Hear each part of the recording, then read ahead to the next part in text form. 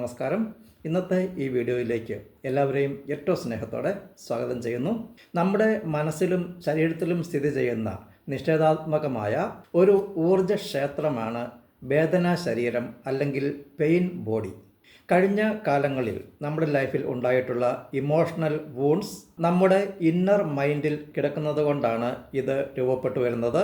നമ്മുടെ കുട്ടിക്കാലത്തുണ്ടായിട്ടുള്ള എന്തെങ്കിലും വേദനിപ്പിക്കുന്ന അല്ലെങ്കിൽ അവമാനമേറ്റ അനുഭവങ്ങളോ, കുട്ടിക്കാലം മുതൽ ഇന്നുവരെ ഉണ്ടായിട്ടുള്ള പരാജയങ്ങൾ, നഷ്ടങ്ങൾ, കുറ്റപ്പെടുത്തലുകൾ, അവമാനങ്ങൾ, ലോൺലിനെസ്, റിജക്ഷൻസ്, ചതിക്കപ്പെടലുകൾ, ശാരീരികവും മാനസികവുമായ ക്ഷതങ്ങൾ തുടങ്ങി ഇത്തരത്തിൽ മനസ്സിനേറ്റ മുറിവുകൾ ഹീൽ ചെയ്യപ്പെടാതെ നമ്മുടെ ഇന്നർ മൈൻഡിൽ കിടക്കുന്നത് കൊണ്ടാണ് ഇത്തരത്തിൽ ഒരു പെയിൻ ബോഡി ഉണ്ടാകുവാൻ കാരണം.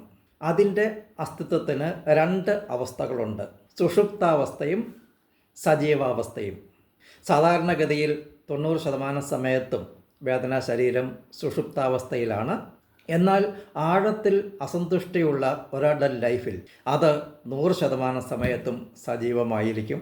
ചിലർ എല്ലായ്പ്പോഴും വേദനാ ശരീരത്തിൽ മാത്രം ജീവിക്കുന്നു.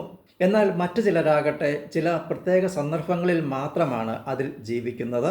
അത് പലരിലും അകാരണമായിട്ടുള്ള ഭയം, ആങ്സൈറ്റി, അസൂയ, അമിത കുറ്റബോധം, അക്ഷമ, നിരാശ, ദുഃഖം, ദേഷ്യം, വിഷാദം, പെട്ടെന്ന് പൊട്ടിത്തെറിക്കുന്ന സ്വഭാവം തുടങ്ങി ഒരു ഷാഡോ പേഴ്സണാലിറ്റി ആയിട്ടാണ് മിക്കവരിലും കാണപ്പെടുന്നത്. വേദനാ ശരീരം പെയിൻ ബോഡി എങ്ങനെയാണ് ആക്റ്റീവായി വരുന്നത്? പാസ്റ്റ് ലൈഫിൽ ഉണ്ടായിട്ടുള്ളതിന് സമാനമായിട്ടുള്ള വേദനിപ്പിക്കുന്ന അനുഭവങ്ങൾ ഇപ്പോൾ നമ്മുടെ ലൈഫിൽ ഉണ്ടാകുമ്പോൾ അത് സജീവമായി വരുന്നു. അതുപോലെ തന്നെ ആരെങ്കിലും നിങ്ങളെ ഇപ്പോൾ അവഗണിക്കുമ്പോൾ, റിജക്ഷൻസ് ഉണ്ടാകുമ്പോൾ, കുട്ടിക്കാലത്തെ ആ റിജക്ഷൻസ് നിങ്ങളെ ട്രിഗർ ചെയ്യുന്നു. ആരെങ്കിലും ഇപ്പോൾ നിങ്ങളെ കുറ്റപ്പെടുത്തുമ്പോൾ അത് സജീവമാകുന്നു. കാരണം ആ സമയത്ത് ചെറുപ്പകാലത്തെ അവമാനങ്ങൾ, കളിയാക്കലുകൾ തുടങ്ങിയവയൊക്കെ ട്രിഗർ ചെയ്യപ്പെട്ടു വരുന്നു.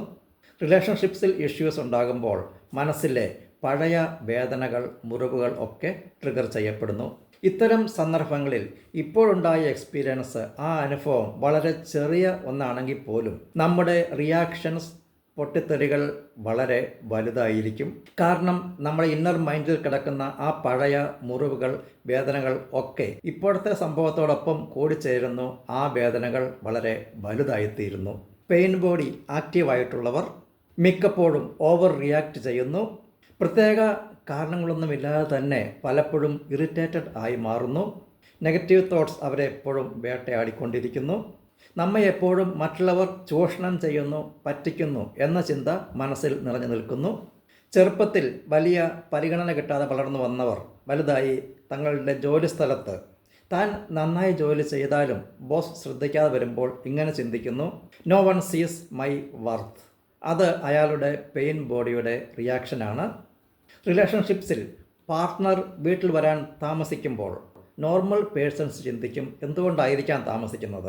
എന്നാൽ പെയിൻ ബോഡി ട്രിഗേർഡ് ആയിട്ടുള്ള പേഴ്സൺ ചിന്തിക്കും നിങ്ങൾക്ക് എന്നോട് സ്നേഹമില്ല, പരിഗണനയില്ല, നിങ്ങൾക്ക് നിങ്ങളുടെ കാര്യം എന്ന്. പെയിൻ ബോഡിക്ക് നിലനിൽക്കുവാൻ ആഹാരം വേണം.